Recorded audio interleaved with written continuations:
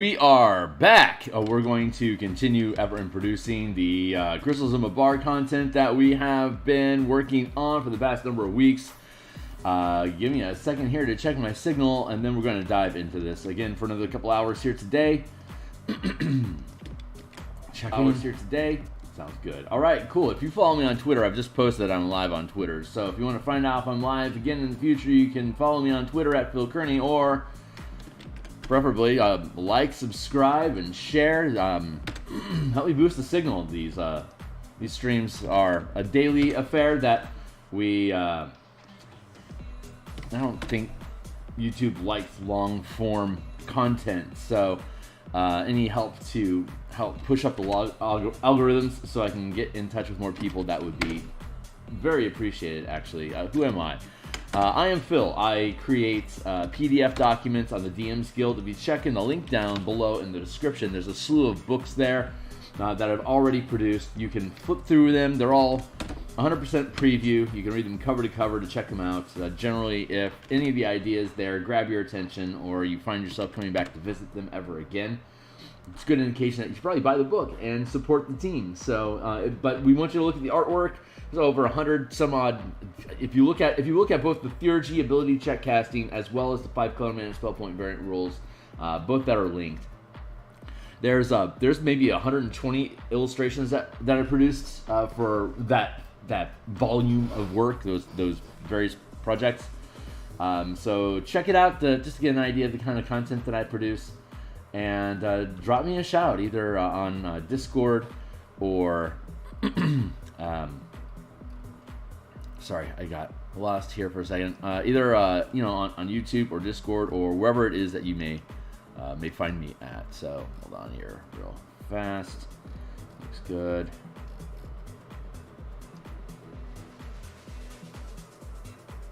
Don't know why my system's locking up, but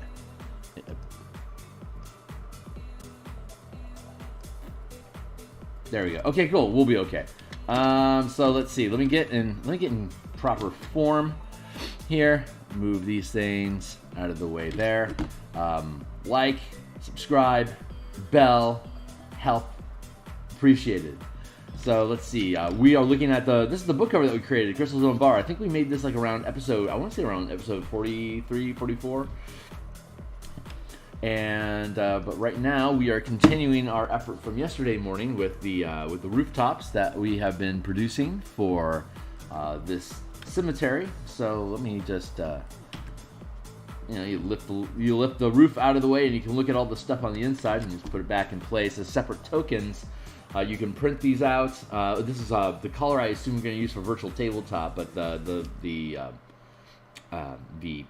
printer-friendly version is well, we'll show you. Bloop, bloop, bloop. There you go. There's get the color out of the way. But there's your printer-friendly version of the lid that we have here. So you lift that off if you don't want color, or you can color it yourself even if you want it. I don't know why you would want to do that. But yeah, these will all be part of the adventure when it publishes on DMsGuild. It's an 8th level adventure for Eberron. It's in Karnathi. It's in a manifest zone to Mabar.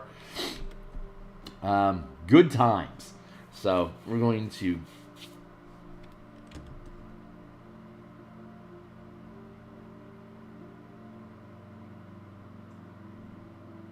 checking.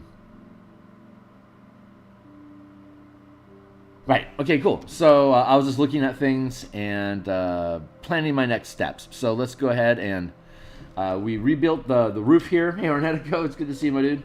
We rebuilt the roof here, so we repositioned the pillar here. This is a fun little thing to consider.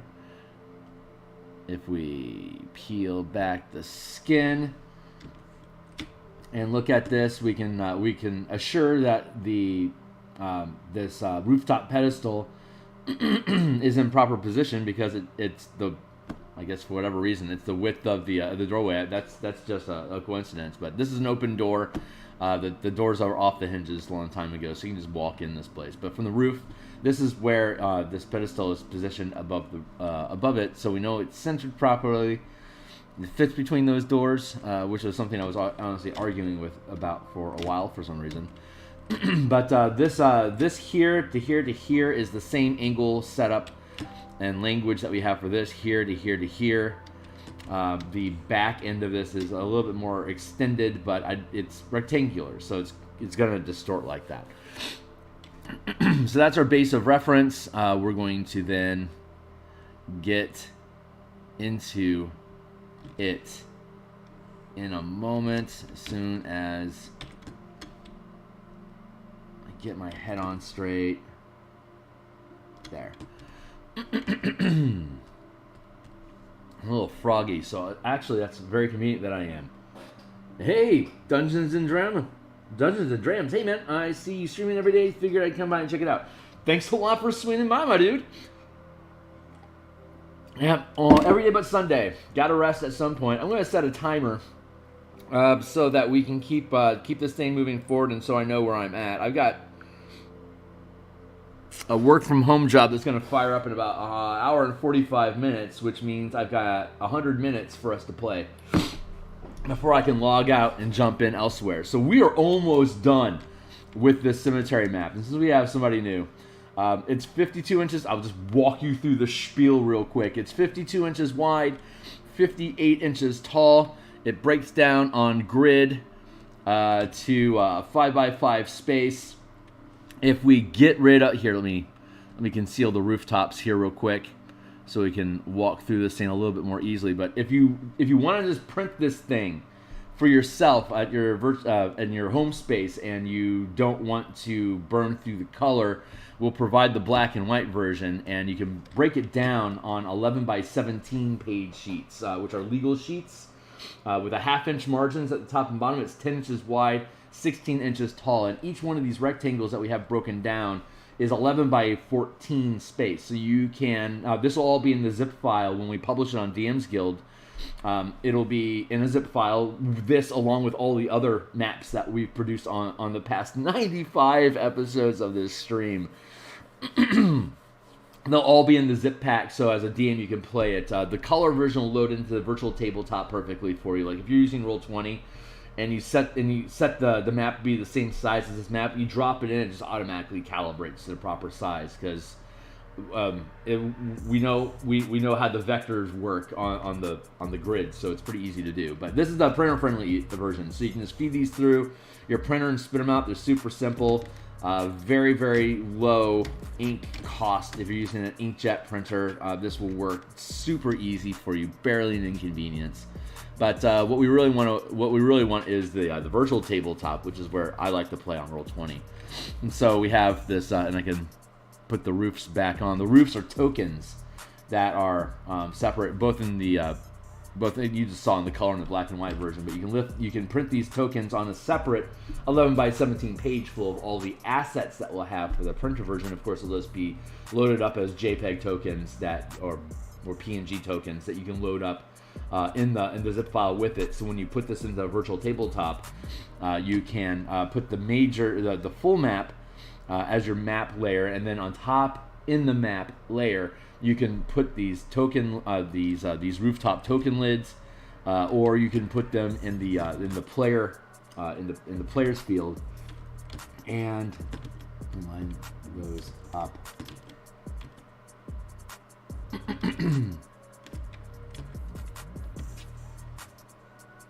Perfect. Right, so you can load those and push them out of the way. There you go. This is a manifest zone that's in the in Carnathy. It's in the Carnwood. It's to the far east towards Moorhold.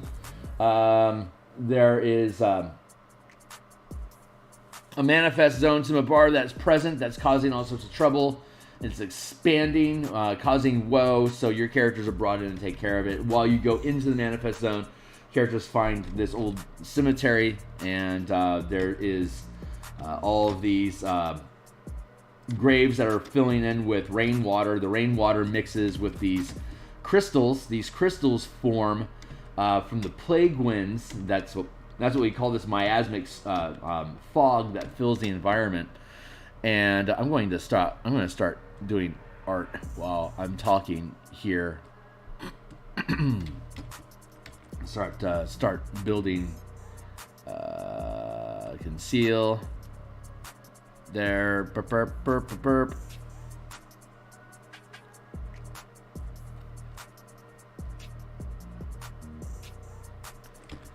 Color. Now I'm going to just flat out restart the program here because I think I lost a layer somehow. Here to here to here. So yeah, the here there's like 6 different plot hooks, like Ader Academy, the 12, the gatekeepers, the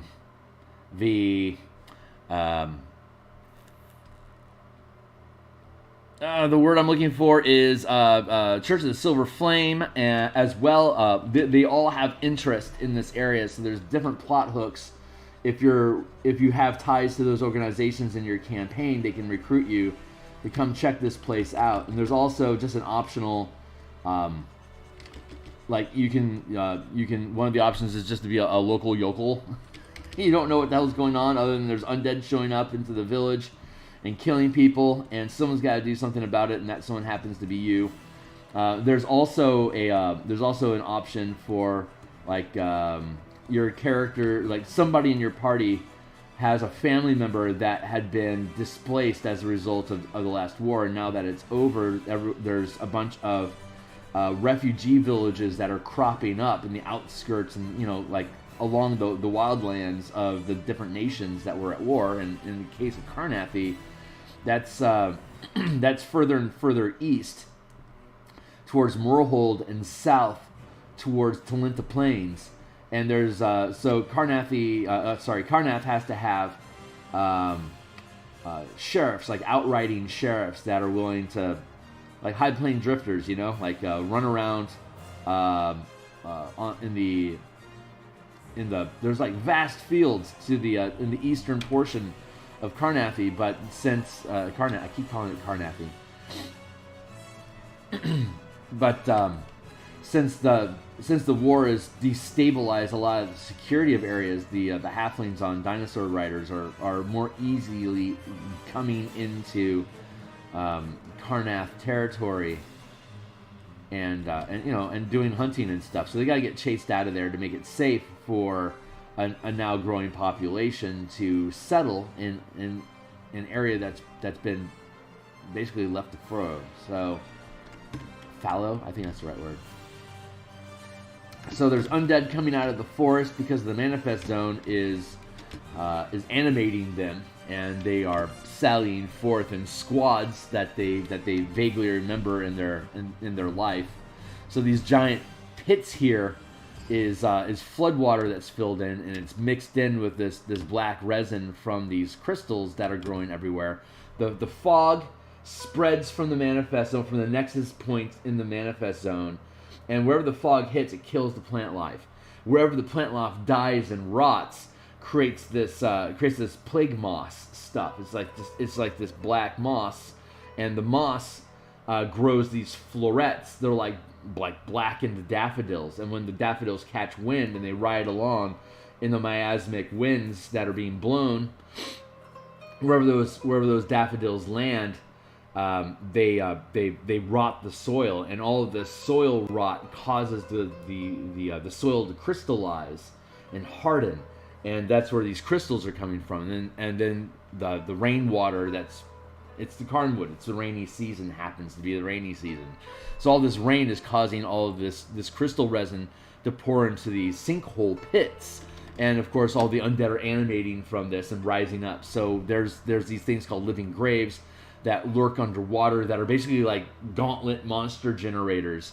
They can spit out ghoul after ghoul after ghoul, and you can mow your way through the ghouls to get to the living corpse, and then the living mass grave, and then destroy the mass grave so you can end the spawn point there. But it's basically collecting corpses from within this undertow, and they rise up and they can exit out of the cemetery. So that's the shtick that's going on in the cemetery. There's secret passages that lead down to an underground bunker where the Nexus Zone has actually been physically summoned by a ritual. So someone has intentionally drifted that plane into alignment to co-terminate here in this area, in this laboratory where it was built specifically to learn how to summon manifest zones so they could get an edge in the war, didn't turn out well. So now it's a problem, and people have to go, and your heroes have to go in and fix it. So that's basically the shtick. However it is that you get here, you have to solve it, and you're depending on what your goals and your plot hooks are. You could be attempting to secure the area for, say, Ader Academy to come in and research the place. Like, well, this place is up and running. Let's make the best use of it. While the Silver Church and the Gatekeeper's like, no. Let's nuke this thing from orbit. So we want you to go in there and drop this gates, like the Gatekeepers give you a gate seal token. If you flick it at the nexus of a manifest zone, it grows into a 2-ton rock, and then seals it, and then shuts down the whole manifest zone. But you have to see the nexus point, like the actual point, which of course is being guarded by necromancers, undead, Emerald Knight warriors, all that stuff. So you have to mow your way through all that if you want to do combat stuff, or you have to find your way around and sneak around them if you prefer exploration. Or the mercenaries that got hired are expatriated Karnath soldiers that don't have anywhere to go. They're expats as well, so they're going the military route. And so there's like up to 100 of these guys that you could potentially convert into allies during the adventure as social challenges that can then be used to buffer, like to help cover your team's flank. Like if you want to stay focused on exploration with no combat, which you could completely Scooby-Doo this adventure if you wanted to with no combat at all. If you can recruit the military types that are here into helping you, and if you can avoid undead, so you can sleuth and sneak your way through the adventure to be able to, depending, like the Ader Academy would prefer that you sleuth and sneak your way through and not cause conflict, because they're just trying to assess the situation and make the next move. So you got a lot of fun options there on how you can approach the adventure, and the cemetery is just one of the paths that can lead you down into that underground bunker. If you can get through the undead, and you don't have to fight your way through, you can either fight your way through them to a secret door that they're basically spawning on. So you have to kill the monster spawn to be able to access the secret passage leading underground. But there's also a hidden passage that some sacrifice captives have found the way out. So if you're doing the social approach, you can find captives that are fleeing the area. And like, where did you guys come from? And they can be like, there is a secret passage over yonder. I came up through it, but I don't know how the thing works. So the team then gets to puzzle out how to make the trap door open while there's undead trying to hunt them down. So that's like a super long-winded quick rundown. So right now we are finishing out this map so that we can sally forth to work on the underground laboratory. So, super easy. Barely an inconvenience. Freaking aces, man. So, yeah, it's kind of, it's built so that, I don't know if it'll catch or anything, but I'll point it out to professional DMs that are interested in content that has replayability, that they can really get intimately familiar with, that they may want to use over and over again. And there are so many different ways that you can curve your way into this space, different plots. Like you can randomize, you can just roll a d6.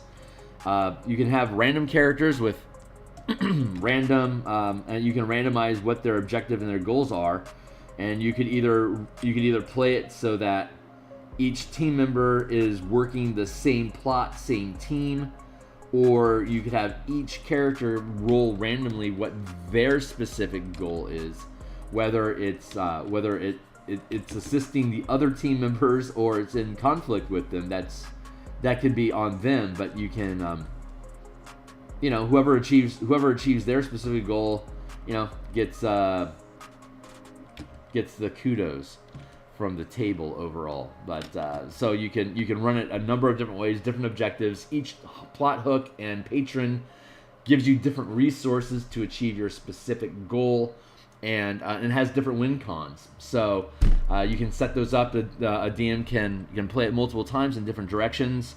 A fun option is if your if your team dies, if you get TPK'd, you can make new characters to go in and finish what they began.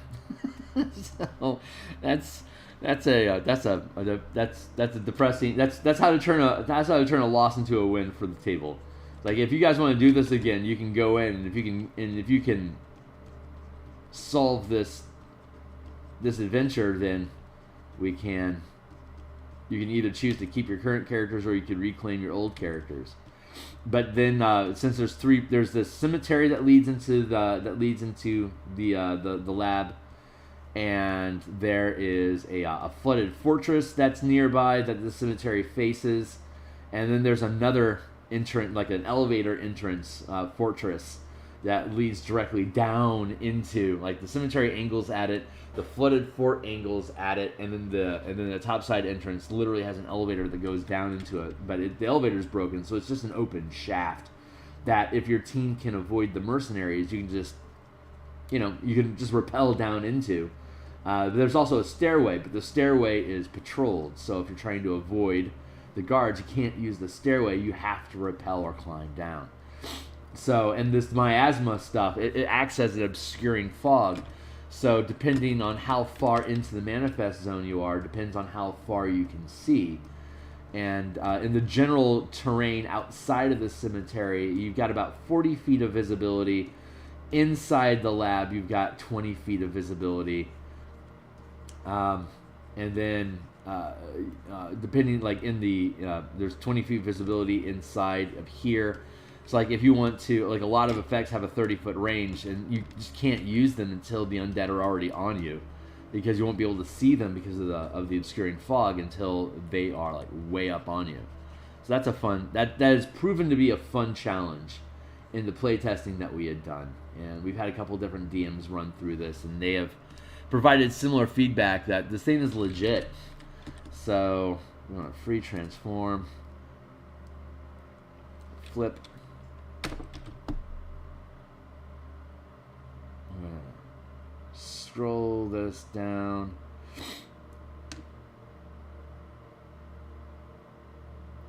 Until this stuff is in the right position. There we go.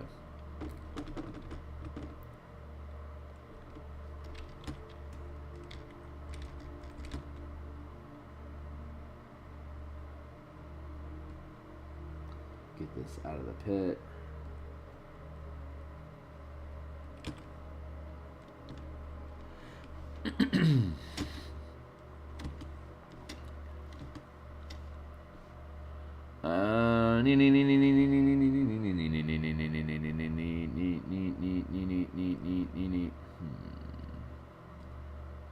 Here and here. Oh, yeah. We can just fuse these things together. There we go. There, now we have the same gradient on this rooftop as we have on these other rooftops. So the next step for us, let's grab our color palette over here.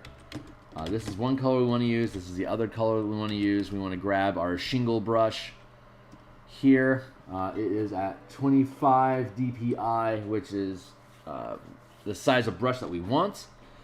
So let us conceal and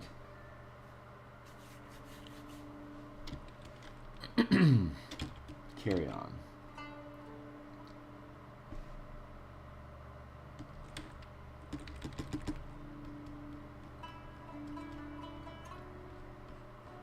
Opportunity here to fix up these borders a bit. I apparently am developing a cataract. I'm almost 50. And I got shit vision. I don't see color. That's a fun little fact about Phil. I use Photoshop color references. I import images and use my color selecting tool over here to choose the colors that we go. But I literally have no idea. I just have to reference images. So you can see if you check in the link down below in the description, there's a ton of books that I've created, and they're all in color. You can see the kind of work that I produce. It's I'm pretty proud of that. It took me a while to figure out how to paint in color, but I figured it out. So, big pride spot for Phil. He is eternally pleased that all his commissioned clients had no idea he couldn't see color. I'm cocky to the point that I like to talk about it.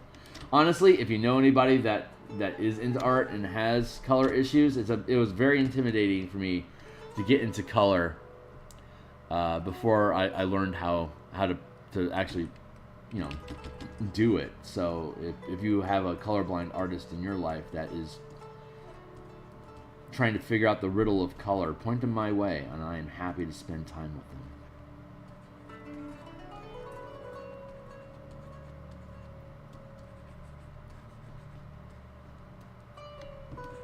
Just doing a little more fade here before we move on to tiling the roof.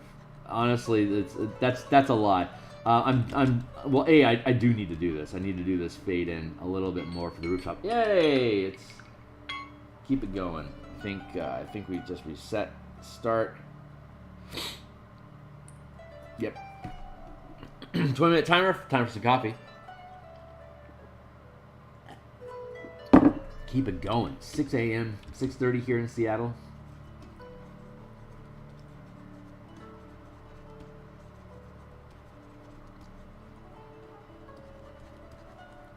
There. That feels good. All right, cool. Let's get back on this. We got our... we know...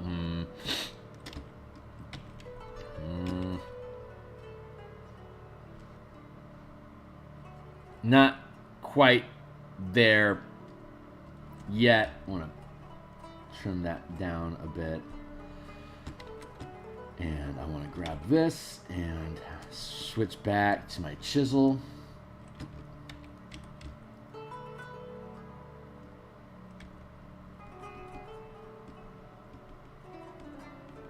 I want to break this up a bit. It's a little too uniform.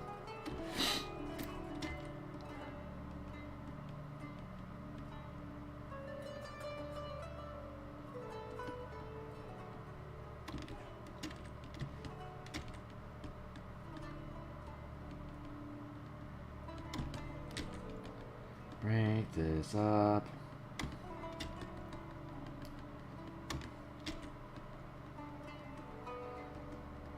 Just a bit. When we get back around to that top right corner, we'll finish up messing up that like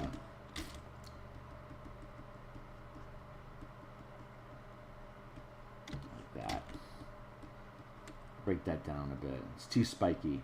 When there's some of the topography that we have here, like these wall tops, that having the more spiky incursions into the rock surface feels intuitive, but less so out here with these. So I'm going to do that. Yeah, I think I want to break these things down a bit.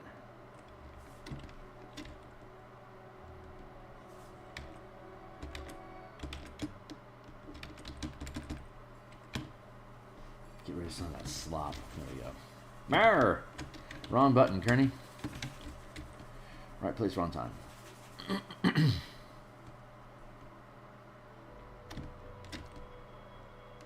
I just want to break up the uniformity of the brush stroke so it seems less unnatural. It's the wrong type of unnatural. Like the manifest zone is unnatural. Well, I guess it is. I mean, so here's the thing. Humans have, people will compare humans to viruses, right? And they're like, this humans are just unnatural. They're disconnected from nature. But viruses are natural. Nature created viruses. And nature created viruses to burn things down, to destroy things that need to be tested. Basically, let's test your metal, verify that you're a viable model. I think, and then we compare humans to viruses because we're so destructive to our environment. But I think, I like to think, like George Carlin suggested, that we were put on this planet to create plastic. Mother Nature wants plastic, and we were here to create it for her. And we know this because there are creatures in the South Pacific flotilla of trash. There are creatures there that are now adapting and adopting plastic into their chitin. And so there is a distinct possibility that this is actually legit. That, yeah, we're supposed to be making plastic and fill the ocean with it so that ocean life can evolve into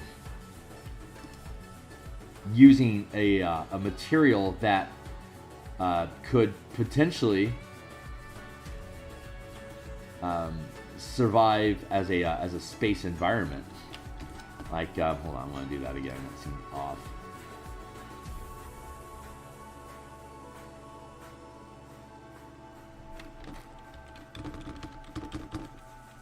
There, that's what we want to do with this. Yeah, if you have a plastic exoskeleton and you're floating through space, no problem. Pressure's fine as long as you have a sealed environment, like Ridley Scott's Alien.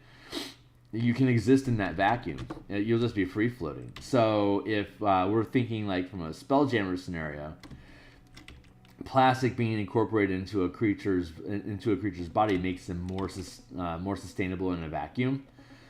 They also have different type of leverage. It's a stronger material, so they can potentially grow bigger and stronger. So there's, I think, a distinct possibility that Mother Nature plans for us to destroy ourselves, as viruses do, so that the next thing that's evolved has an incredibly complicated anatomy with a much more developed chemistry in its body. The microfibers of plastic, that those microbeads have dissolved so much into the water that they say, according to the doctors that appear occasionally, say, on Joe Rogan, think of what you will about him, he talks to interesting people that know smart stuff, and they say that you eat about a credit card's worth of plastic every year.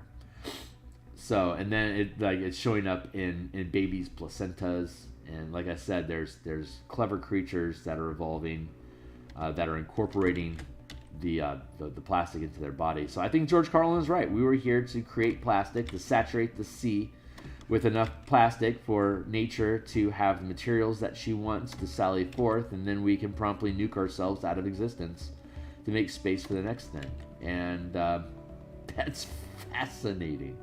What a fascinating premise. God bless you, George Carlin. I hope you're ripping well.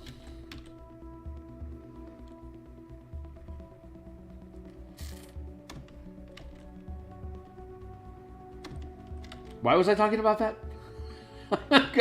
I'm gonna have to go back and watch the stream to figure out why the hell did I start talking about that. Because sometimes I just start, to ramble, and I end up talking about, well, I don't think I've put my foot in my mouth yet. But there's the risk. There's the risk that Phil's going to say something really freaking stupid. So if you want to watch Phil completely crater his own career here online, like and subscribe. Stick around. Wait for him to bumble into something he can't crawl his way out of. And then judge for yourself.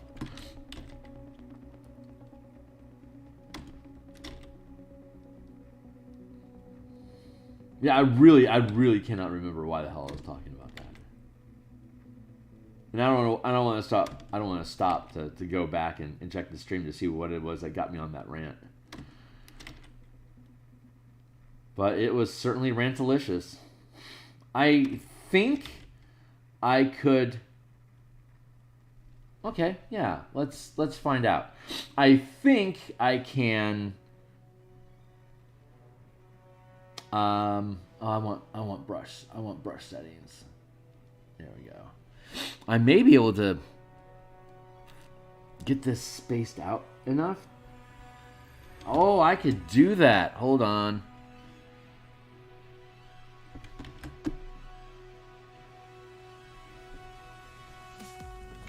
Just enough is enough. So let's... Oof. Very close. Very bad. Fall on string.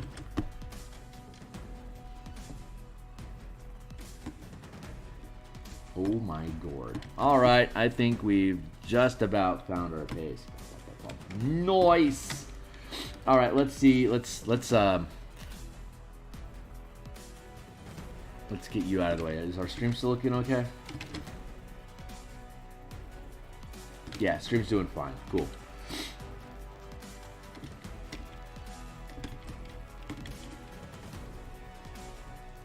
Here, new layer. Wow. Like magic. Thank you, Photoshop.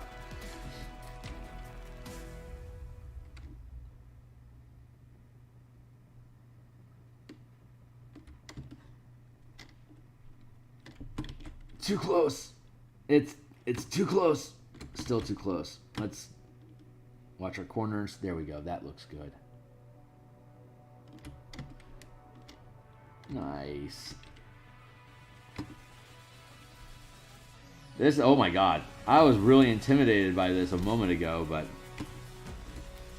hell yeah. Automation supreme, yo.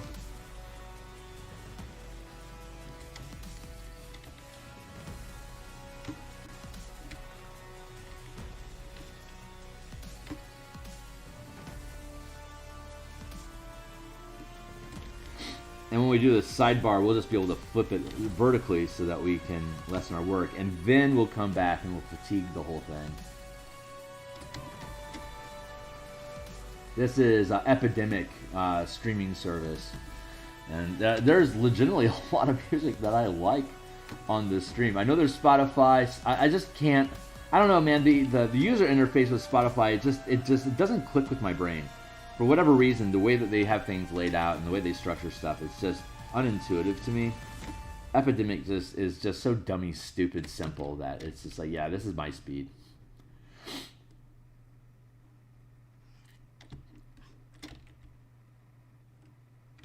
Like that. Nice. God, this is turning out. Oh, ooh. No, that's not. I can't do that. I have to fix. Here we go. Too close. Having them perfectly vertical. There, better. It has to be straight edged because it's a replicated pattern. It feels natural when they're pointing the right way, but when every one of them is skewed the same way, that's just obviously user error. And that shit matters. Oh, it tilts over time. Interesting. That is interesting. Let's. I'm still learning the rule. I've only been using this program since like 2002, and I'm still figuring out how to use it 20 years later. It's just, you know what you know, and you know what you use it for, and there's not much reason under normal circumstances for you to venture forth and figure out different uses for the tool that you use every day. But when you find it, it's super useful, man. Super convenient.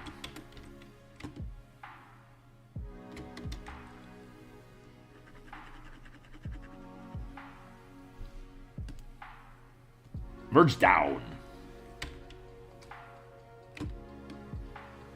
God bless automation.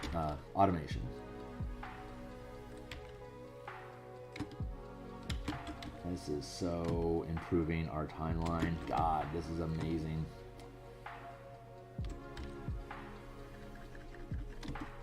Brr, brr, brr.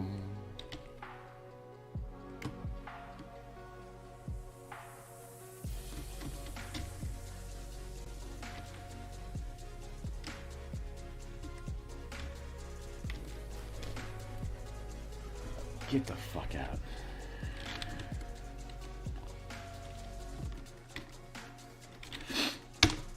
Wrong size, Kearney. I was at 15 pixels, I'm going to be at 25. Curse my vision. I didn't see it. So let's start over. Luckily, we have animation working for us now. And we have, well, it's a larger pixel size, so it should go literally very much faster. I was like, why are these so small? And I was like, because you're using the wrong size brush. It's supposed to be 25 pixels for this language here. So this is Phil making mistakes yet again. Very human here. Not a speed paint. Not moving at 10 times speed. Real time, real mistakes, real stupid mistakes.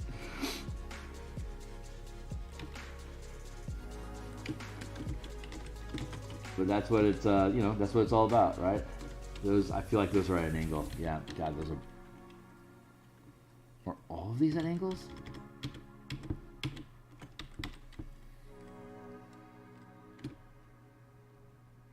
There we go. That's the line that I want. Sometimes simple is hard. It's because things are simple doesn't mean they're easy, right? Peace.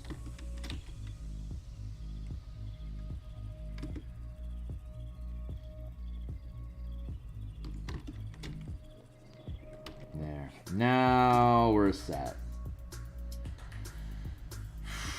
Taking our time. Being patient with the process, getting the answers and the solutions that we need. And this is why we get paid the big bucks.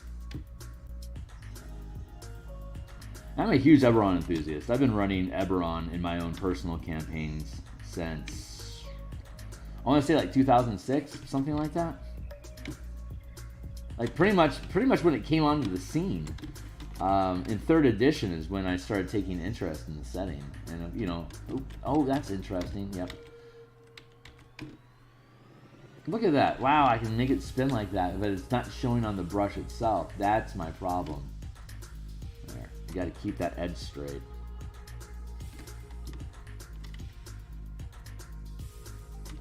Boo. Now I know what the problem is. It's easier for me to keep track of it.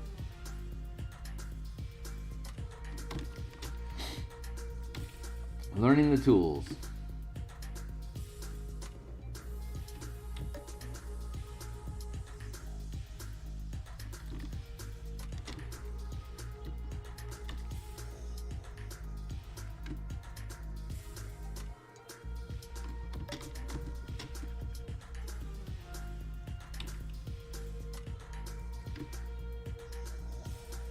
Too much space. There we go.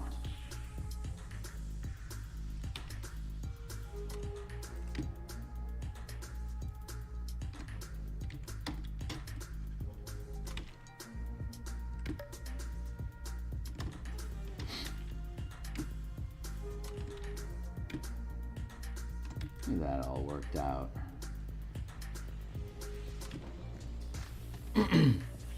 Nice. All right, let's duplicate this layer. We're going to flip it horizontal. Oh, that's the...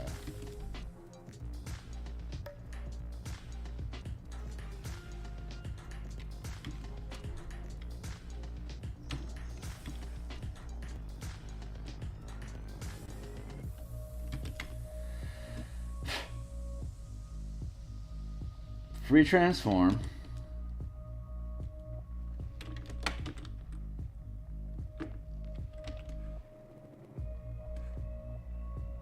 Oh, there's some sort of weirdness going on here, yo. I don't know what the deuce.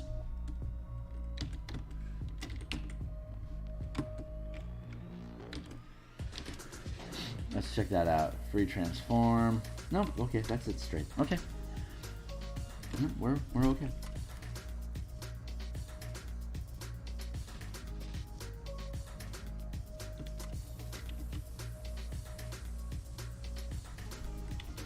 We're going to start like this and assume it's going to set the same way.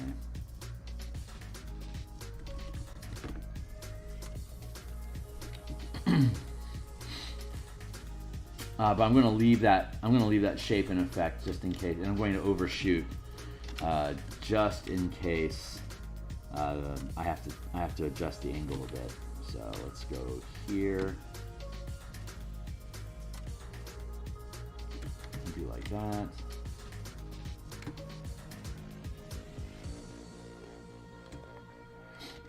That.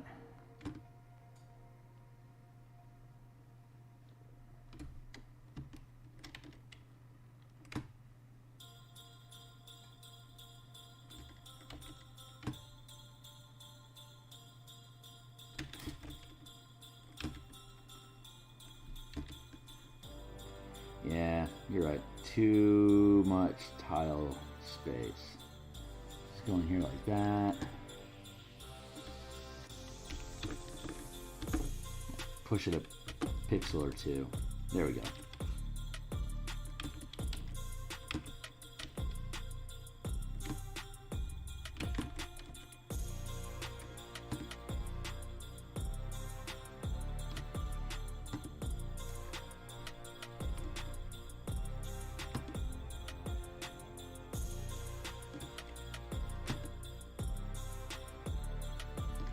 Oops, got that tilt going. That's bad.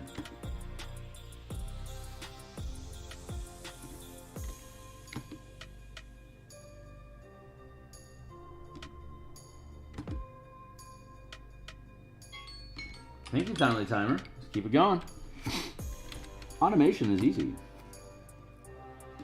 It's the setup that sucks, and it always has been. Ford knew it. Now we know it too. Oop, if I just set that proper to yeah, you're too tilted. Let's fix that.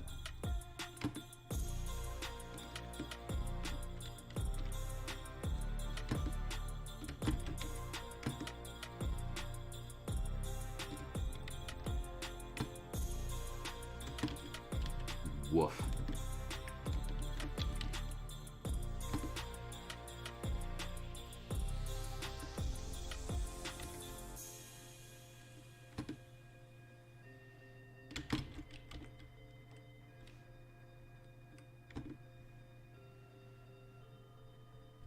Nice. All right, cool. That worked. Let's get this all cleaned up.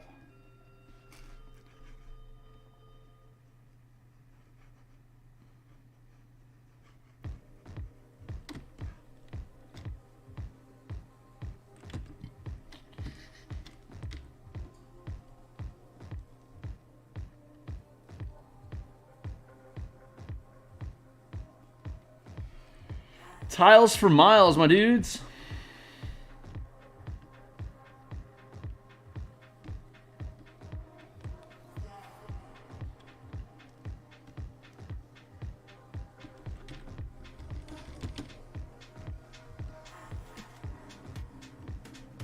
You can push that gradient down a little bit further, I think. Yeah, that looks good.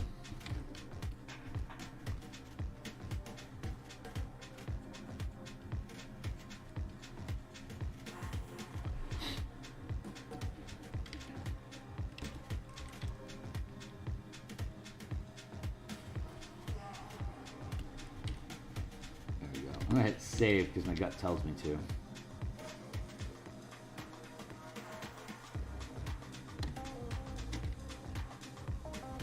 A long time ago, I intentionally developed hitting Control S as a nervous twitch while I'm painting. Like if I feel like I need to drum my thumb, like drum my fingers because I'm thinking about something, then just hitting Control S kind of performs that task, and it saves my work. So if I'm drumming my fingers, it's probably because I'm trying to figure out a problem, like a visual problem that I need to fix inside the illustration.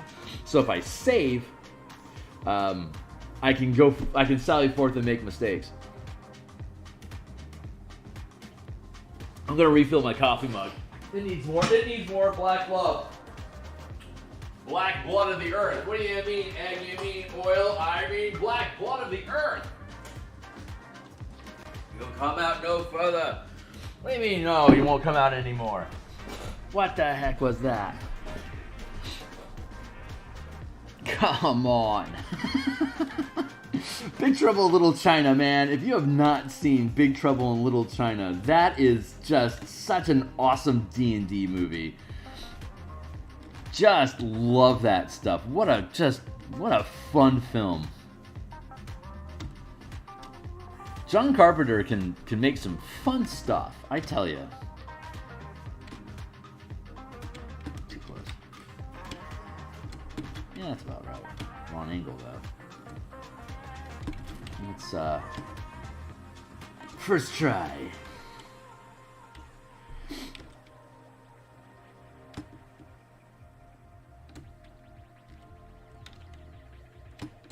There we go.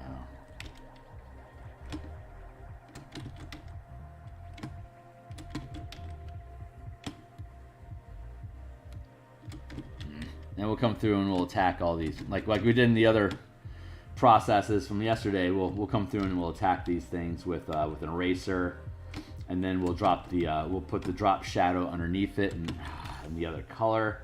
This vertical sweep is more difficult for me than I anticipated. Hold on. Nope, that's the wrong distance. Maybe if I turn off the ZBrush. Let's go to shape dynamics and kill the brush projection. That'll do. So now it's locked. See, it doesn't. I can't spin it at all anymore, but I can.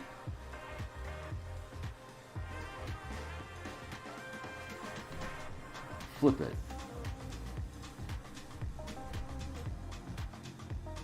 There. See, now it's facing the right way. Cool. Now we can sally forth in confidence. Oh my god. The tools, yo, see, this one can spin, but this one can't. But that's okay. We don't want it to spin right now, right? We just want it to do that. Ah, this is getting so easy.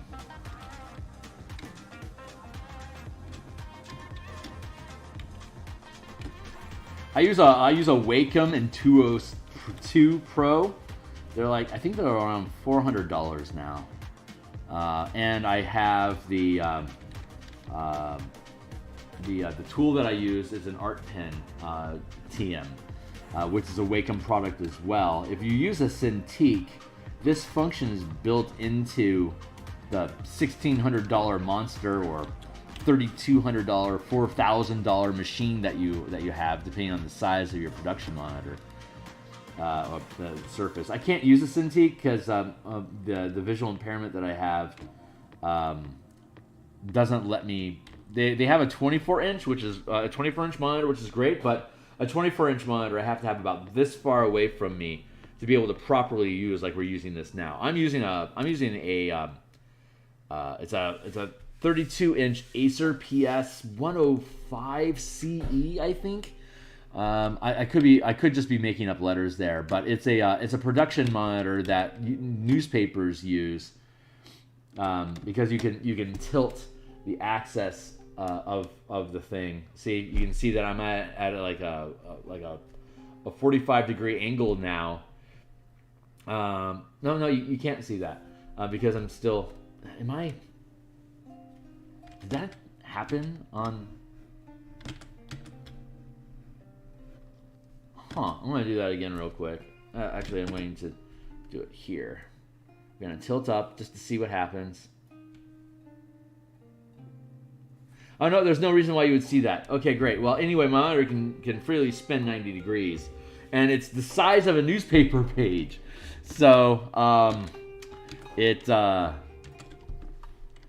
like it was built for newspaper production. You can turn it sideways and see how a newspaper page is actually going to actually look in real time. But I, of course, I have it landscape style because I'm normal.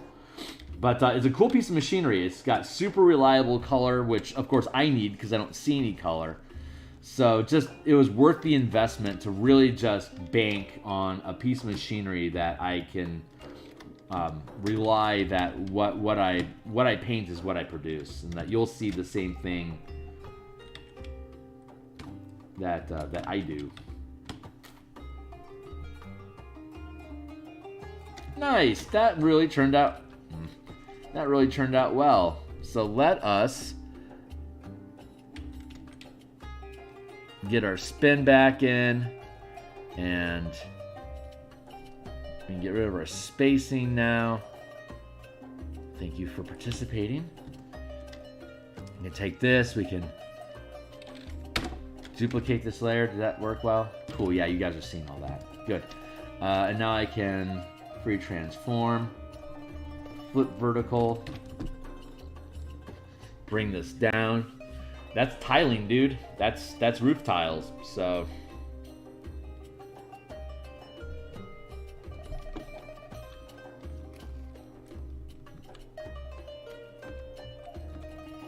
I'm honestly amazed this worked out as well as it did.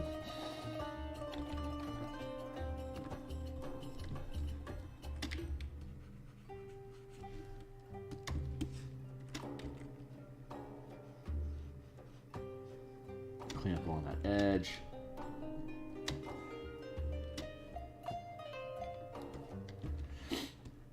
Clean up along that edge.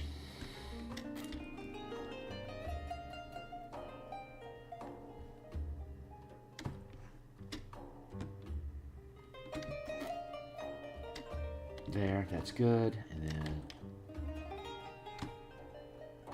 good. Clean up along this edge.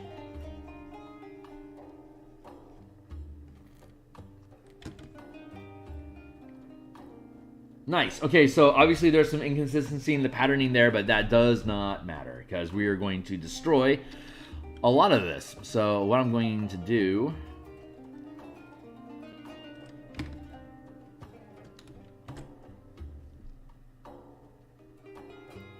is let's wreck some face. So we're going to take our brush here.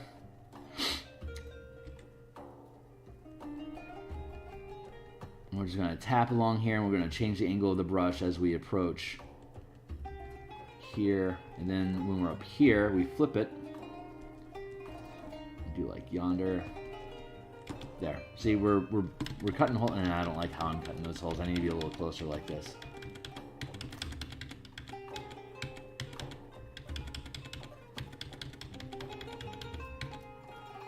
All right, let's start at the top and work our way down. So center point, and we can tap out like that, and tap out like that. Like that. This feels more natural.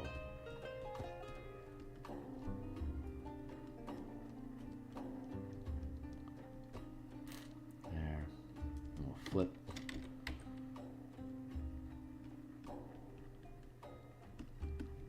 Like that.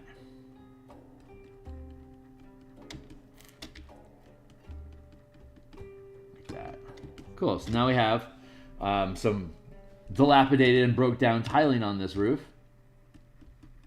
Like that. And then we can go to the next layer here.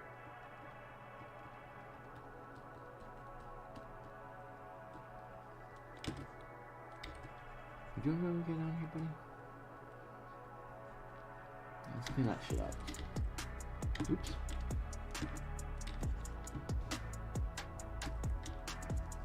There we go.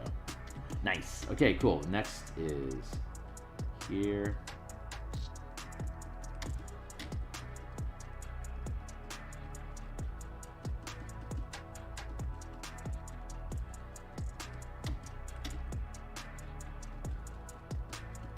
Yeah, it's too rough. I need to zoom out a bit. Too rough, too smudgy. You know what? This might be another good use of spacing. Brilliant. Flip the brush.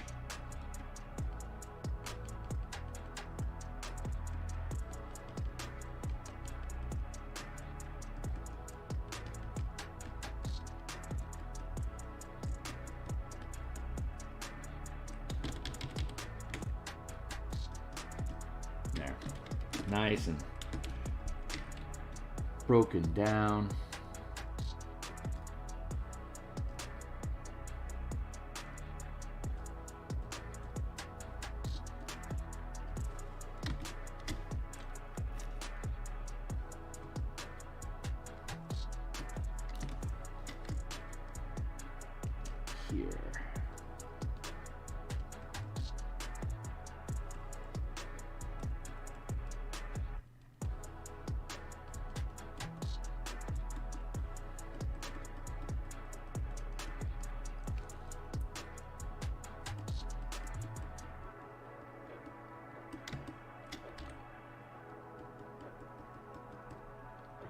There we go.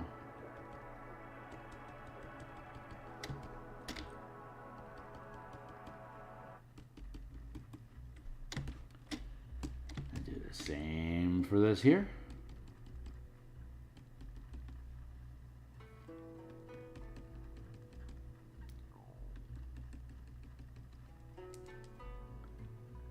Down here.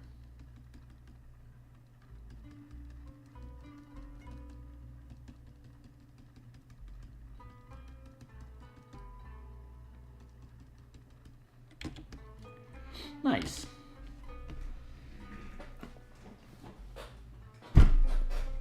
I am ridiculously happy about this. Let's check out my clock here. 5 minutes, and it's only 7 o'clock. Nice. We still have a good solid 40, 50 some odd minutes. Whew, man, oh man, oh man, Drake. Let us continue the wave. So this is the, let's make sure we got the right color going here.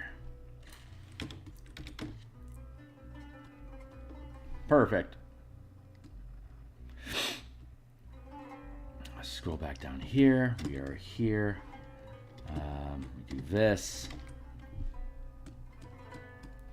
Conceal all that stuff, and then we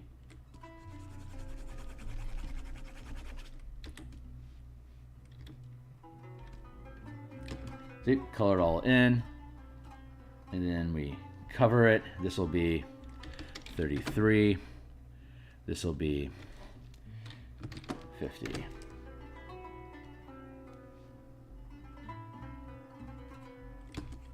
Zoom in. See the breaks. That should be fine. Next layer is here.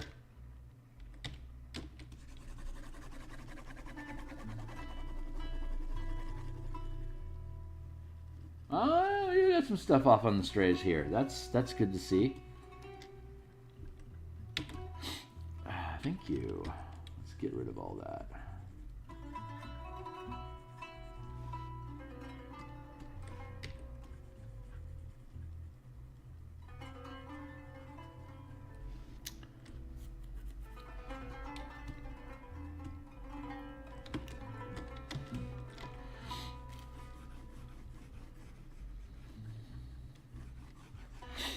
Easy peasy. We highlight the layer above so that we can then just basically quick fill the lower layers, so that when we stack these back on, we get our color coding going, and then we've got our 33% here. So we're going to 33, and we're going to 50%, and now bam, it looks just like this here and this here. They are same language. So now, hey, we just finished our rooftop, guys. So rooftops are done, color done, there we go. Color, stack that in. Crypt, I can get rid of that color reference now. Crypt is done. Let's push that rooftop out of the way, and now we are inside the crypt. This is open dirt. These are broken flagstones, and of course the crystals are gritting over everything. This is unpassable object. It's dark like this because it's supposed to have a rooftop on top of it. So lifting the roof out of the way, hold on, let's look at a variant here. See. With this rooftop, let's go with bottom left. If we scoot this out of the way, you can see that this is a traversable surface here, just like these cobblestones are traversable. So you go from the soil, and you can then squeeze through. If you're if you're medium size, you can squeeze through. If you're small size or less, you can get through there no problem. But this rooftop sits on top of here. Here's a gap that you can go through. You can check out over here, but there's no gap. So this wall means unpassable terrain. And since the roof is on top of it, it's a sealed environment. You could still slide down here. But I mean, there's a front door, so you can just come through the front of the thing. But I'm just talking about, that's just like the language that we're looking at. So top left, you can get this guy out of the way. You see that there's just an open door into each one of these. Each one of these crypts, they all have open doors. So, again, when the players, oops, I just saw my system lock up, so I'm gonna have to save. Oof, what a bear, and restart. There we go.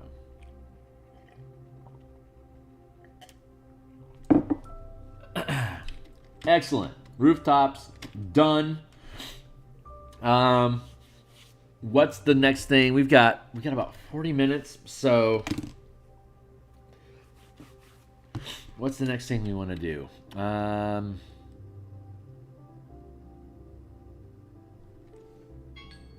Thank you, Timely Timer, for keeping me on time. So we'll leave the shrines open like that. Close up the roof. But for now, we can just conceal the roof altogether. And I think so. All of these sarcophagi are the same size. So if I create a language for how to decorate the top of these sarcophagi, I can just copy, paste, replicate across all of these things. And then we have the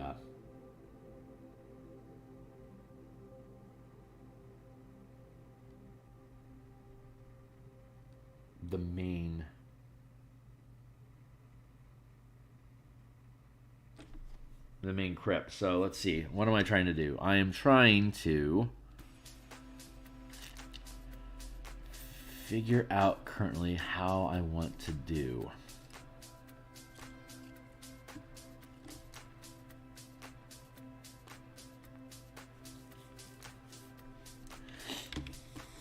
So first thing we want to do is we want to get back to the brush that we want. So let's go into our hard ground. Let's reduce this down to 3 pixels. And let's get back into the black. There we go.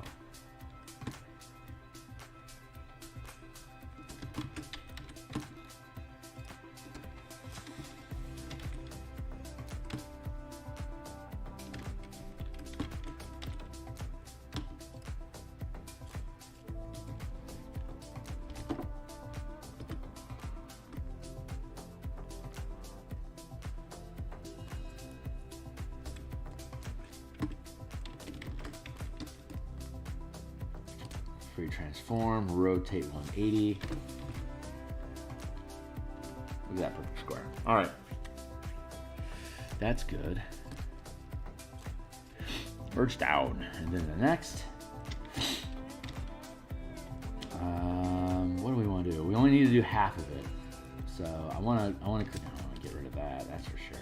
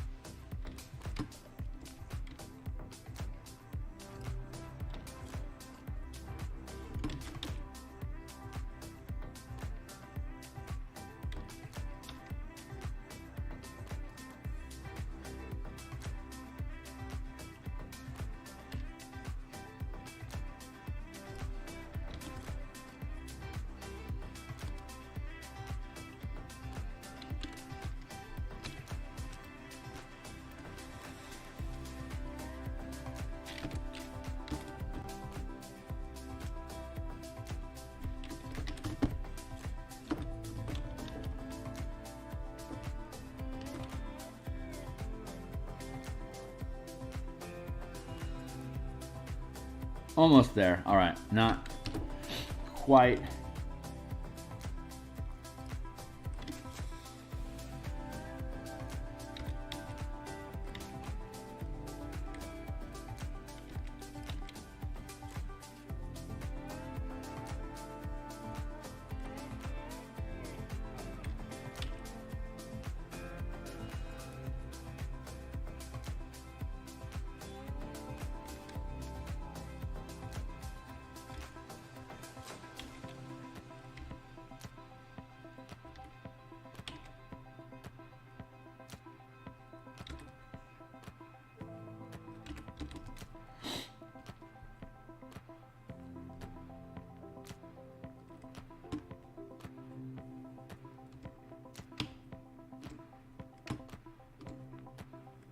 More like that. I bet that is going to be okay.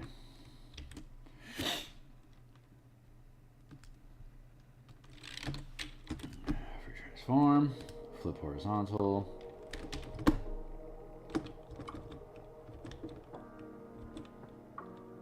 Yeah, you're kind of knocking knees there, huh, dude? Oof, but it's not wrong. Okay, so let's try.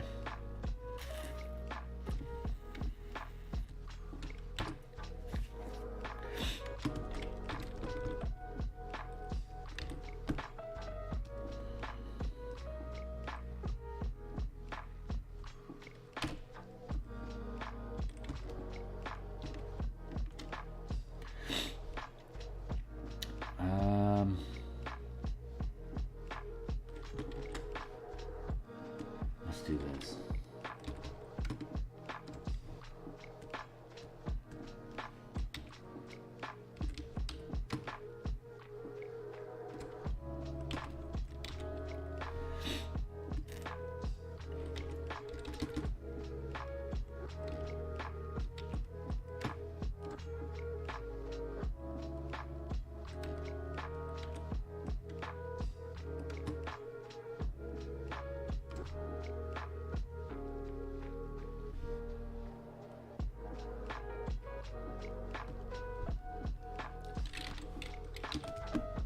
Free transform, flip horizontal.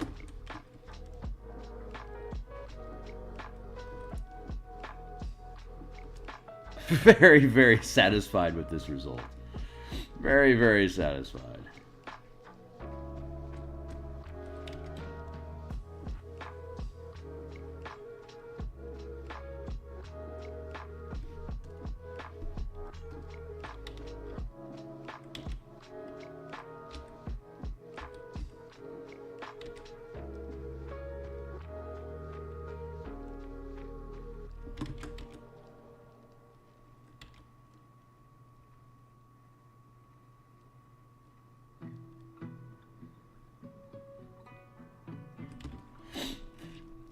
That's left hand over right. That's wrong. It should be right hand over left. So let me fix that real quick.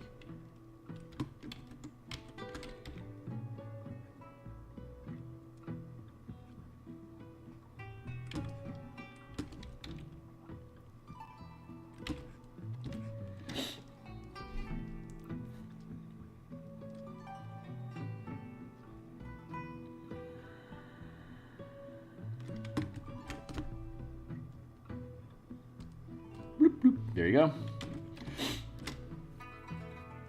And then, bloop, bloop. Good framing.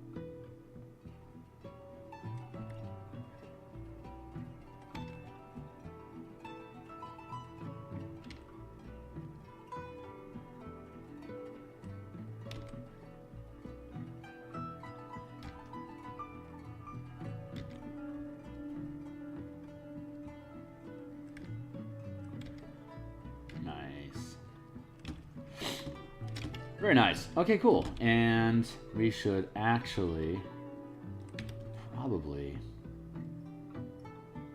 cut across here.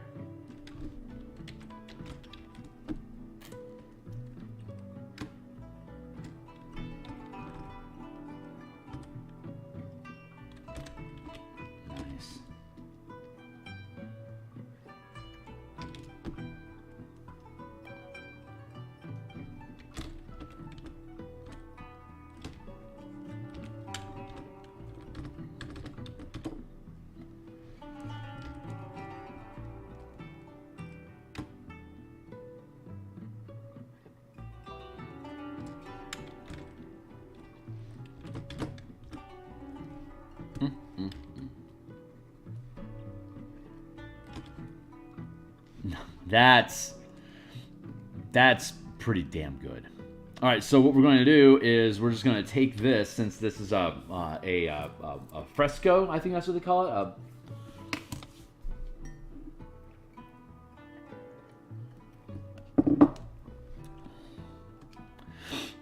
So we can merge down here.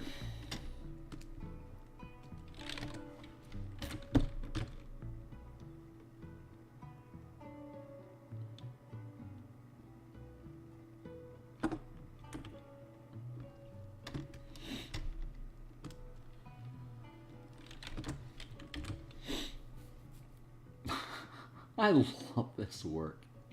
I love this stuff so much. This is so cool. Just freaking thrilled. So we're gonna merge those down, and then we're going to duplicate this layer, and then we're going to free transform and flip it vertical now, baby.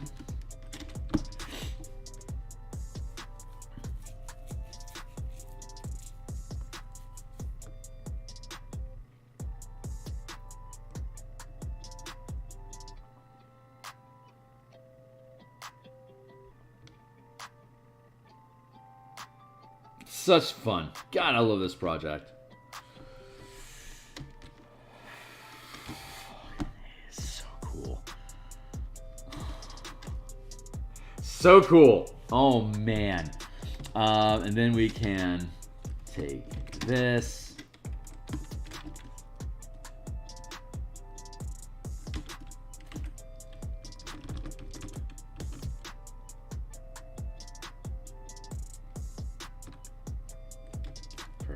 Perfect. Duplicate that layer and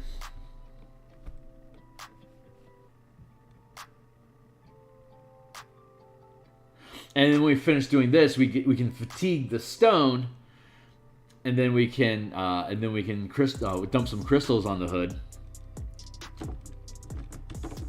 and then be done. And then we'll do the main the head honcho.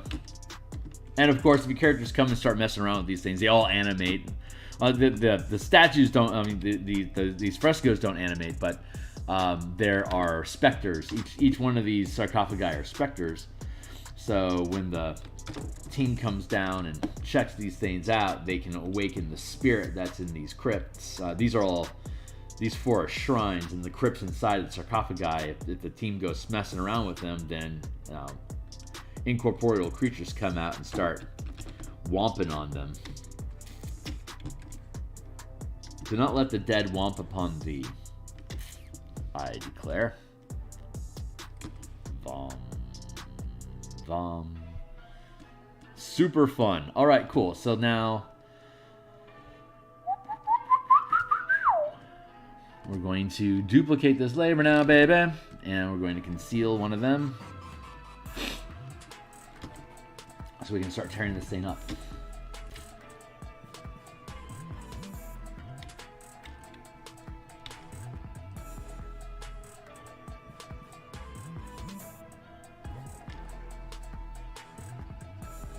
Actually, I'm going to leave that intact. I'm going to tear this up.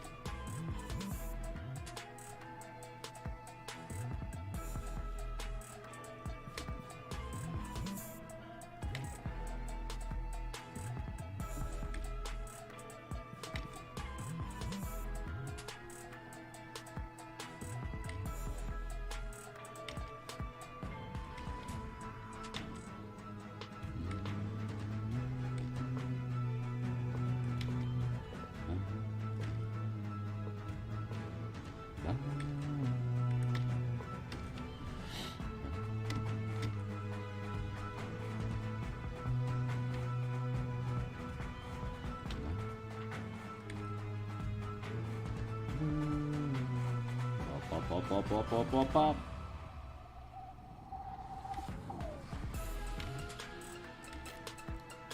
Wow.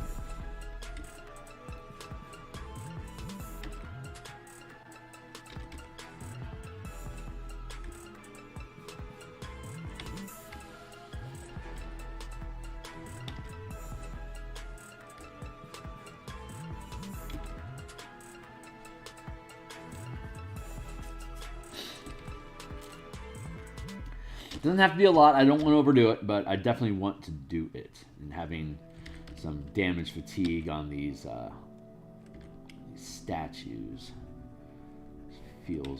just feels right.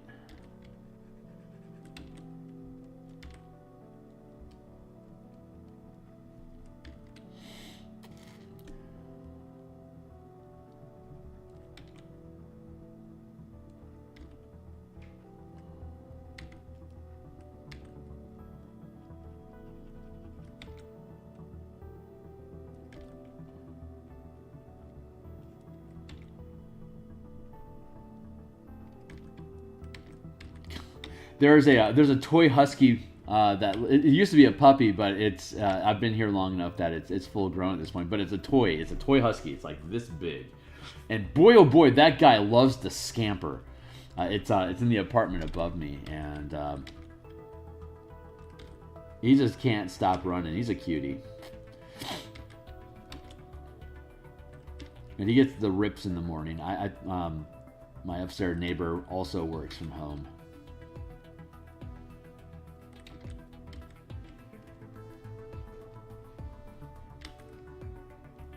Just gonna fatigue it a little bit. Yeah, well, just a little bit. Just a little bit. Just a little bit.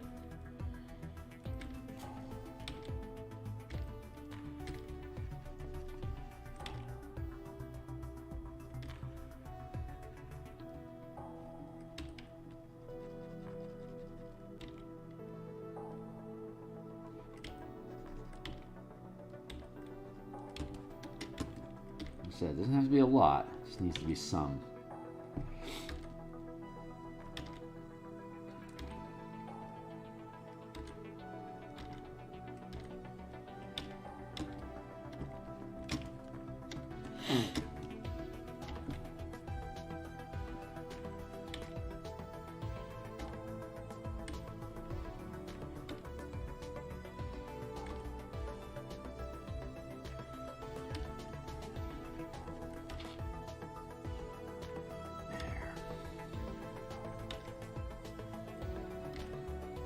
There we go.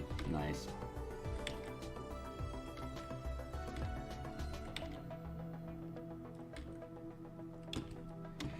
Very happy with those results. Now we'll move over to the...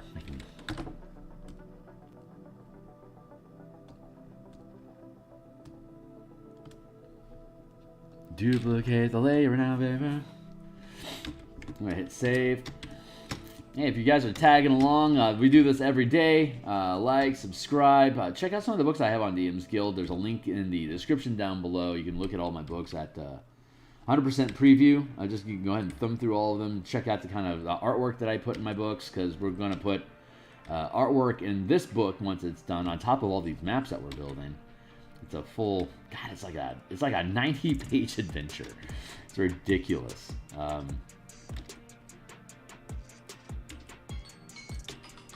So we've got, very nice. What is it? 7:30? Oh my god! I love getting on stream as early as I do. It really just sets up my day to feel like a win. As I get the creative juices stirring, and no matter what, at the beginning of my day, I got something done before reality started chipping away at my will to live. It's I get to prioritize myself first, and then be able to commit real effort into my day job. And so I feel proud about producing the results there. And then I get to log out and I get to just dive into more artwork once I'm done. So just very, very fulfilling life that I have. I feel very blessed.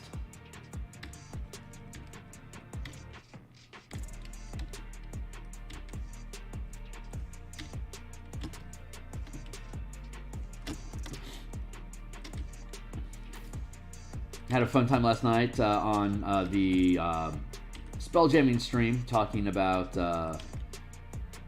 Dungeon Dad's Monster of the Week, the Spirit Warrior. I had not seen that monster manual back in the 90s when it came out in 2nd edition, so it was really cool seeing that, and how easy it was to integrate that megafauna and that mecha concept into the Spelljammer combat and exploration mechanics that we've been developing here for the past couple of months, because it's such a hardy system to be able to just scale out and do whatever the hell you want with your universe. It's just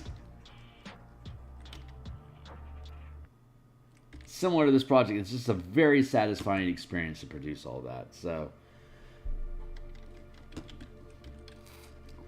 make sure I'm not being too consistently random.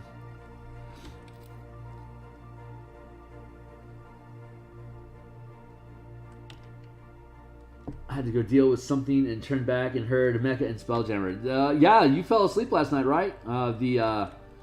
The Spirit Warrior stream that I was doing last night.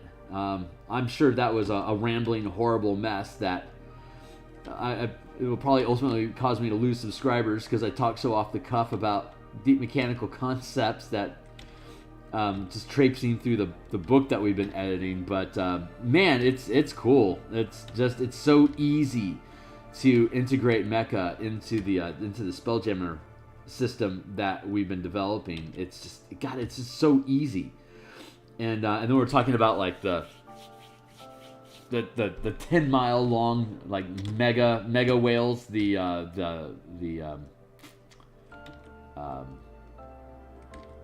God, what are those things called? The Dream.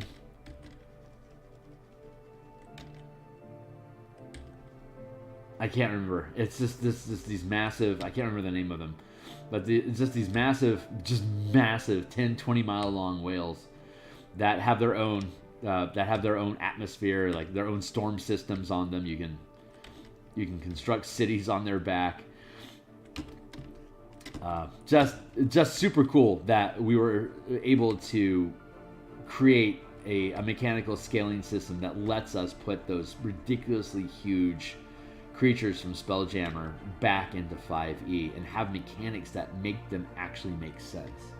That is a hell of a feather in my cap, I feel, and I am very much looking forward to continuing that work and getting that thing cleaned up. I've got most of the revisions done. I'm still picking at it a little bit.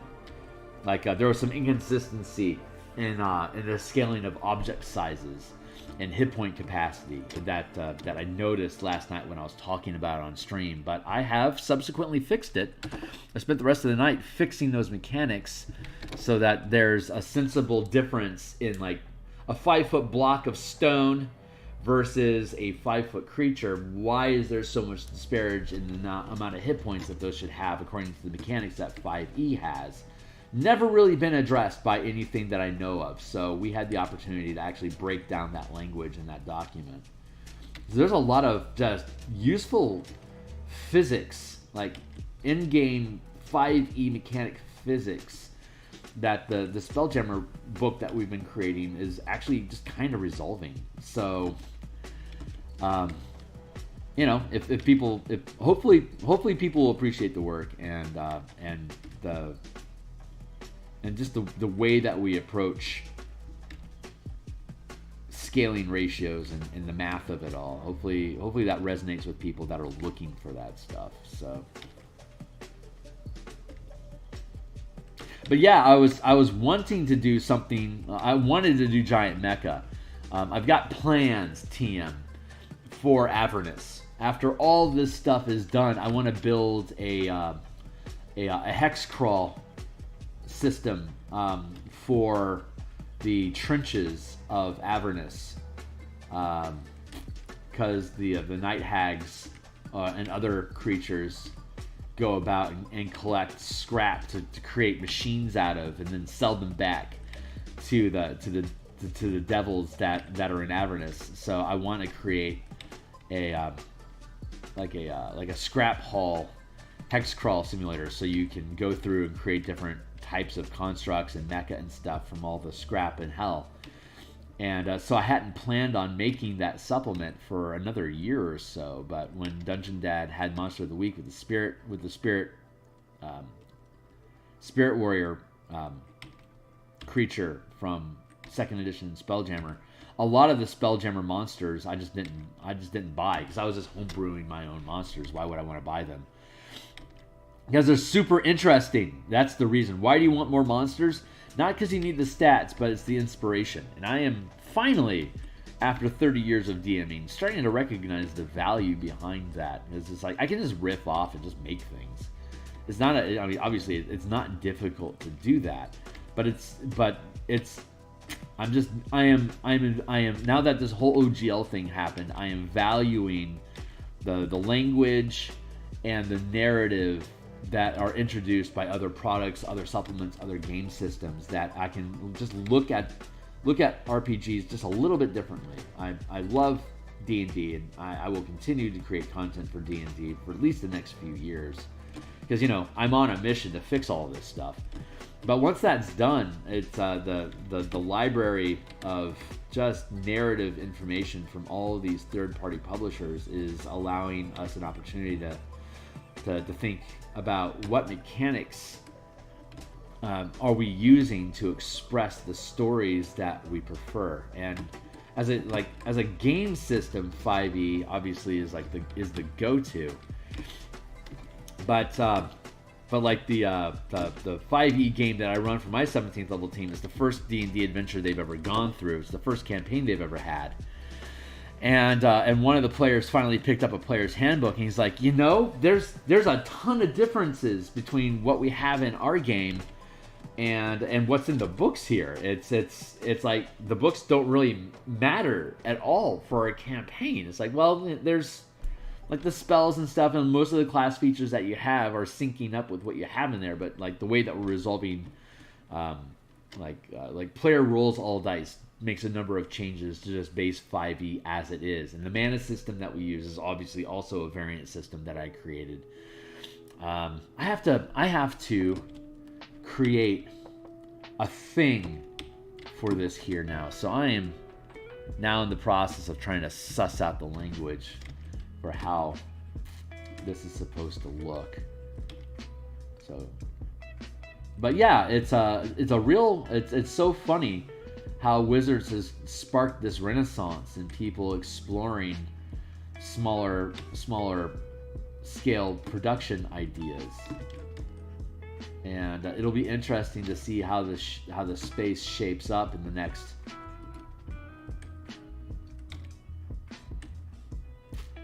2 years. I guess pretty ballsy for Wizards to release 5 in the SRD, because I think what they're thinking, no loss. We're just going to, because they don't know their history, so I'm sure they're thinking no loss. We'll put this thing out there, and then one D&D will happen, and people are going to flock to the VTT, and so who cares? You guys can just have this, but they haven't. None of these executives have gone through the experience of 4E. They don't know the crater that is going to form in their community if 1D&D isn't good. And I think JC and CP are really having to push themselves just to create really good content that is going to be able. They're competing like, God, I can't remember who it was that had posted this on YouTube, but that it's true that Wizards is competing against itself now. That they have to be able to bring to the table something that people are really compelled by. Vertical. Otherwise, we can just throw it away and just stick with the 5e. I wonder if JC and CP aren't going to build 1E and then just immediately ditch it and go work for Cobalt Press or something. So, I don't know, man. I don't know if there's going to be a place for them to go that's going to pay them better than what Wizards does right now. I know, I'm in Seattle. I know they're making 6 digits. It's a decent gig for a designer, period. And it's also decent money for the community that they're in. So it'll be interesting to see if they are committed to making D&D the best thing that they can, or if they're just running this gig because corporate's making them do it. And like, you know, JC goes back to making dating simulation RPGs or something. It'll be interesting to see. So it reminds me of the Dark Matter 5e game I played back in high school. Played a samurai mech pilot in that. Oh, fun! Right on. And character's only weapon was a helmet that lets him shoot psychic blasts. That's great, man. I played a GURPS game. God, like back in 1995. And none of us had ever played GURPS before, so we were having a crash course one-shot in how to play the game because the DM was looking for more GURPS players, and so he just saddled a bunch of us into it to sit down with him, and ultimately I didn't like GURPS. It was just a very clunky system, and it was built in the 80s, so it has that cobbled together feeling, the lack of cohesion that we like. The D20 system, say what you want about D20, man, but it built cohesion. A unifying mechanic, you know, the one die to rule them all was no joke. I'm trying to think, okay, so I've got this thing here, and obviously this looks special, but the sarcophagi itself isn't any bigger than these other ones. It's a special shape, and I want to have it facing this way, not necessarily like have a head here and feet here. I don't know what I want to do specifically with this.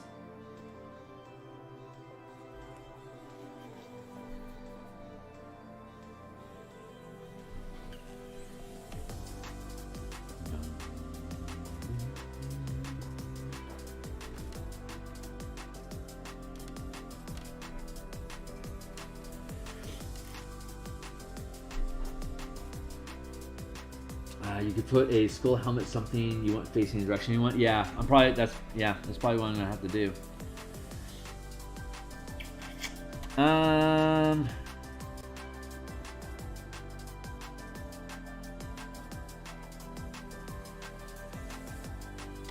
Okay, I'm gonna grab this, and then free transform. Rotate 90 degrees. There. Now we can safely explore. Oh my god, that's so ramshackle. Whatever. It's fatigue. I can get away with it.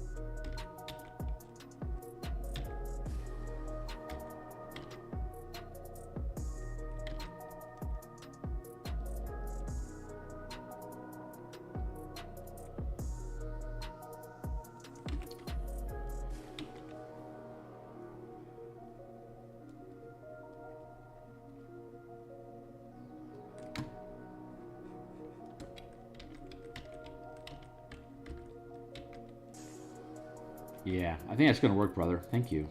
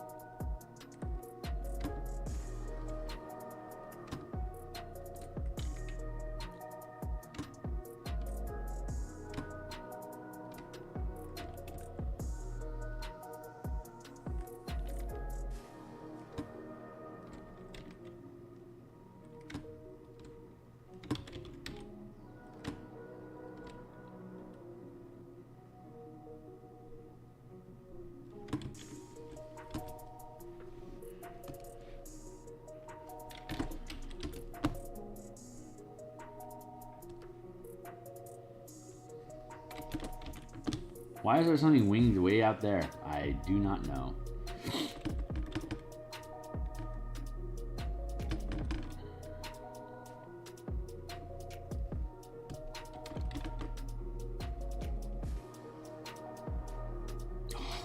got that eye. That's awesome. That is perfect.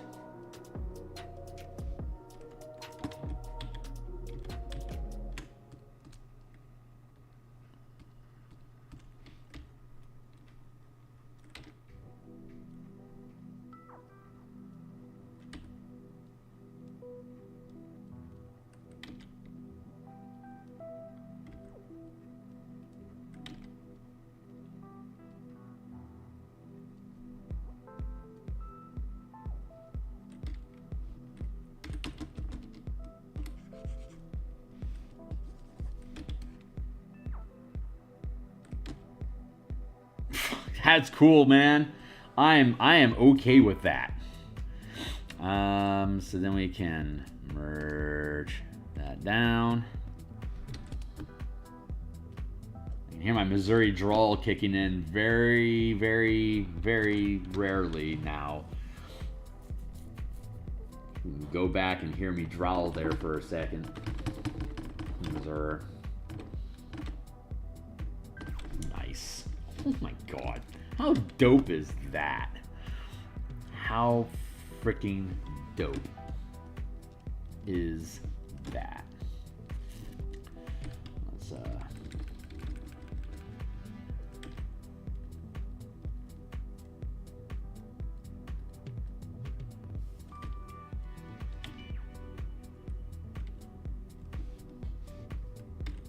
don't want to fatigue it too much.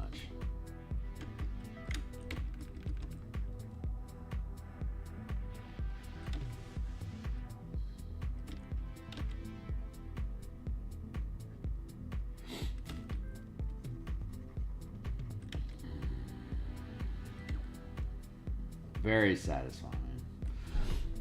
Someone who grew up watching British comedy television, I've gotten pretty good at naturally hiding my super thick country accent. Right on, the man.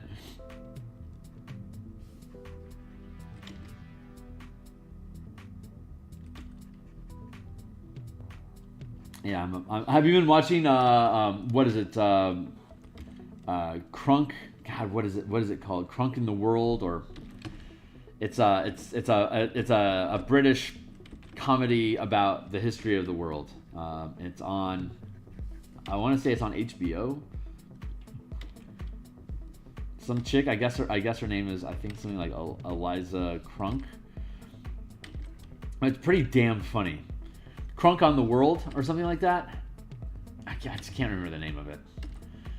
But I've watched a few episodes of it now with my gal, and it's just constant snark, just endless snark.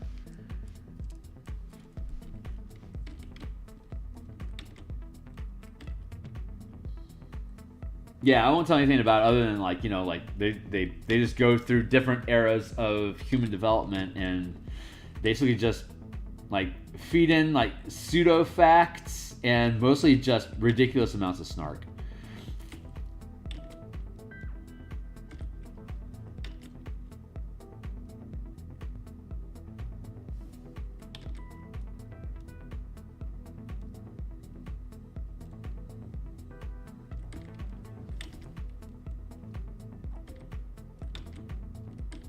Yeah, it made me laugh out loud like multiple times. So it is super worth. I've got another. Oh, that's. I don't like that tear out that I did there. I'm gonna put that back into effect, but I want to definitely fatigue out some of this stuff.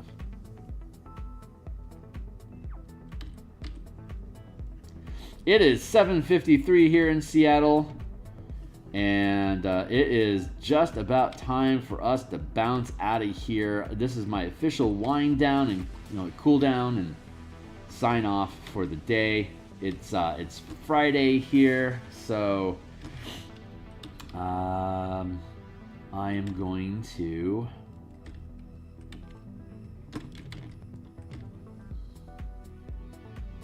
I'll be back on for a little while tomorrow morning. I think I got a 2-hour block that we're going to do in the morning, and that'll be in about 25 hours.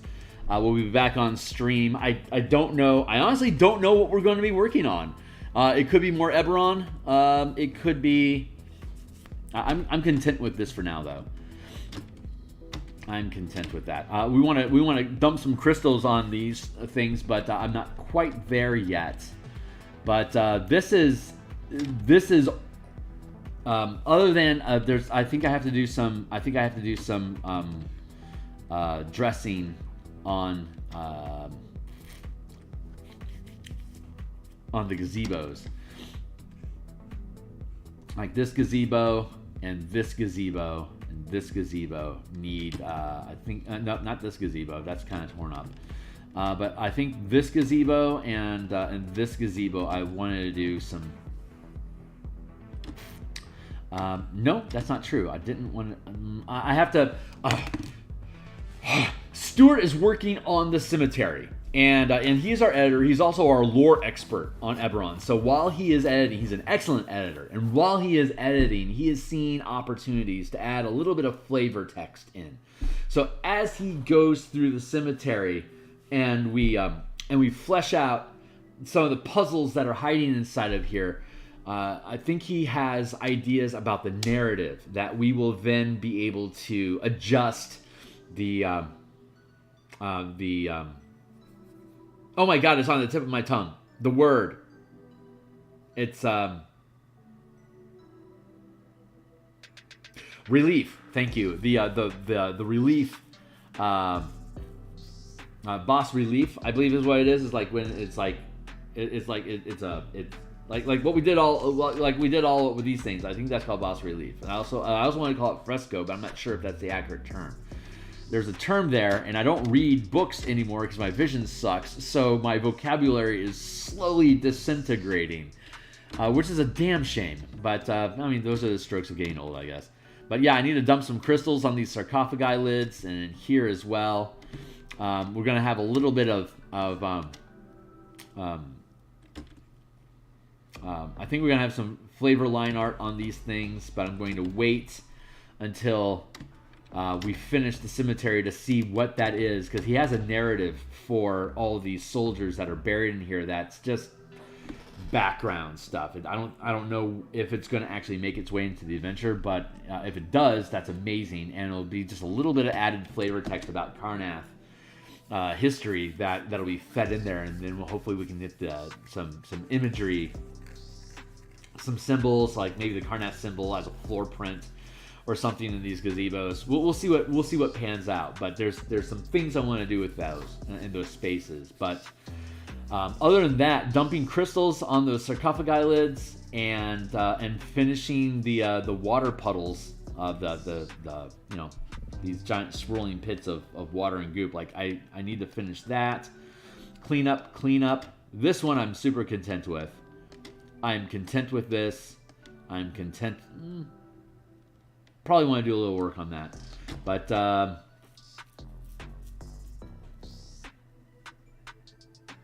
assessing.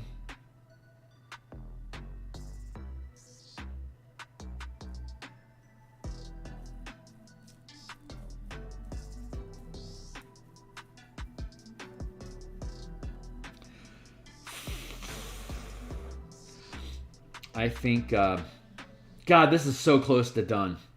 Dumping some crystals, clean up the water, and then we're on hold until those are there. So I think tomorrow, I don't know what we're doing tomorrow morning, but the next session that we do on this is probably going to be the last session.